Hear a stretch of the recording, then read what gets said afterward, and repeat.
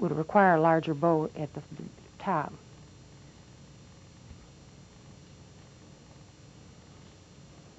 Well, let's go with the 4.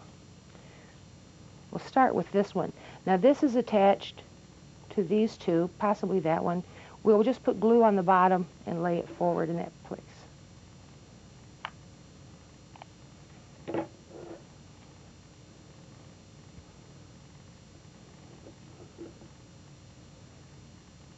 And then we just work our way around the top layer.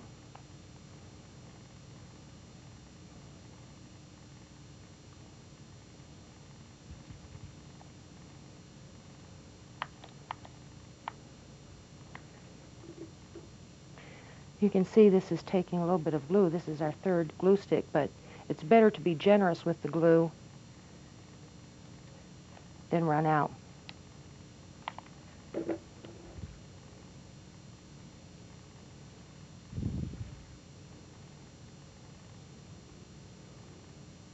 Now you can see we have quite a few spots that need filling in here.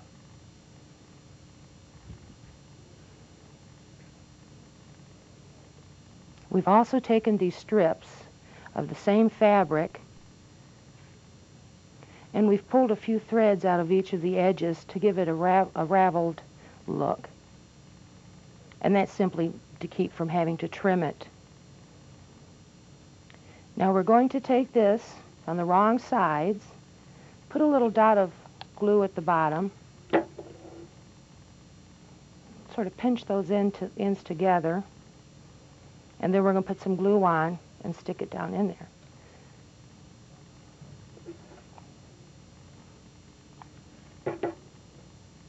I'm going to use my knife here to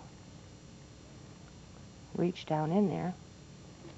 Now to fill this out a little, I'm going to put a little glue on the sides of these rolls to help hold this in an open position. Well, there's a roll that's not anchored very well. If you find some that are still loose, you may go back under it,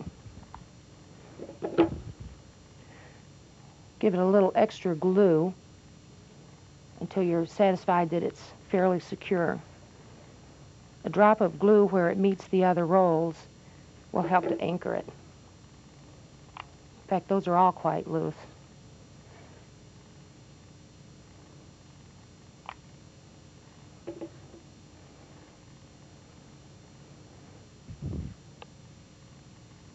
So if you'll take a look where you think you have the largest holes or spaces between these rolls that needs covering, and tuck a little strip of fabric down in there.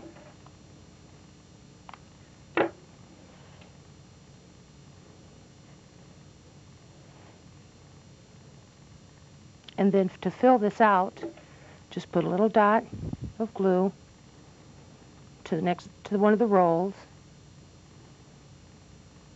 and it will help hold that in a filled out position.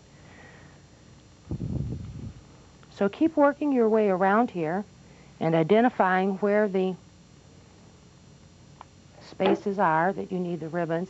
You can go ahead and put them all in before you glue them and take a look at it, step back, take a look. If it doesn't look right in that position, you can move it to another.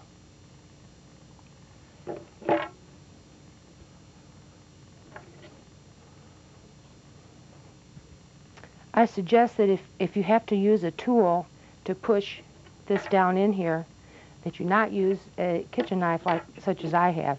You're likely to cut a hole right in your dried material.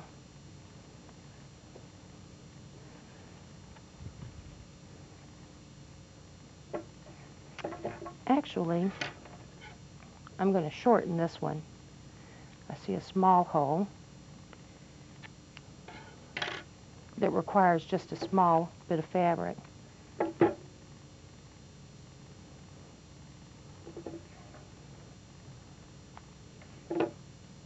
And that's this hole right in here.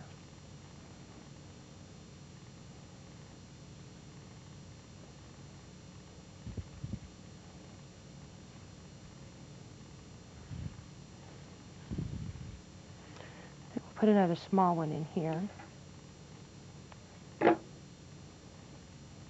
As you can see, there are no hard, fast rules to this. It just requires for you to put things in here in such a way that they satisfy you. Just keep working with it till you have it the way you think you would like it to be.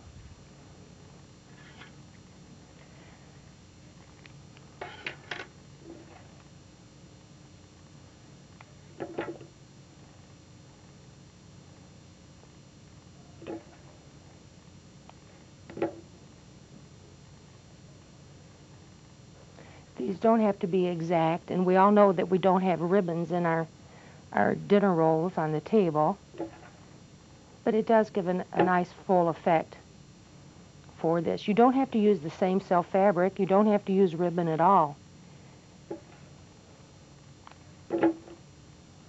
But I like the way that it looks. Well, that's as far as I'm going to go with that. This dried material works well. Status works very well in addition.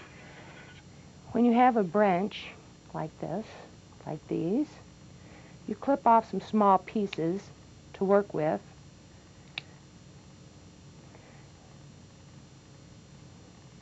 And then you just stick these in between, filling up those holes, sort of covering those ribbons. And I think you have got the idea. And I hope you'll try this project on your own. Either you can use this as an addition to your own kitchen decor or to give to your friends.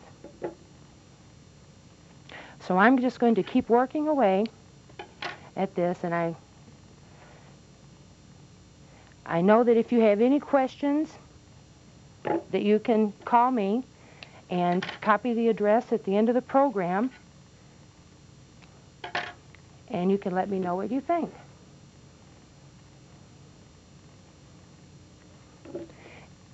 I don't know that I'll be able to help you with material selection, but I believe all of these will be available to you locally. And just continue to work with the filler until you get it exactly the way you want it.